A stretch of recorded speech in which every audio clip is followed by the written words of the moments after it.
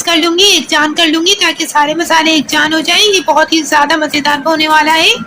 Oil मैंने लिया है 1 टेबल स्पून, मैं फ्राई पैन में जो है वो ऑयल इसमें ऐड कर रही हूँ। ये देखिए, अदरक चॉप की हुई है 1 टेबल स्पून मैंने इसमें ऐड कर दी है, ये देख सकते हैं आप। और उसके बाद जो है इसे अच्छी तरीके से मैं लो फ्लेम पे थोड़ा-सा जो है ना इसका कलर वगैरह थोड़ी-सी पका लूँगी। उसके बाद ज़ीरा जो है 1 टेबल स्पून मैंने इसमें ज़ीरा ऐड कर दिया है और इसे भी जो है ना थोड़ी देर में पकने दूँगी। ज़ीरा जो है वो भी मैं इसे पकने दूँगी और इतना अदरक वगैरह भी जो है इसमें भून जाएगी।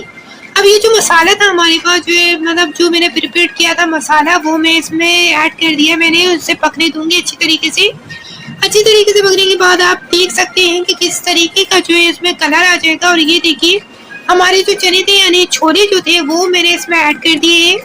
मतलब ये मेरे पास 2 कप के बराबर जो है वो मैंने छोले लिए थे जो इसमें ऐड कर दिए और इसे लो फ्लेम के मतलब लो भी नहीं होना चाहिए और हाई भी नहीं होना चाहिए।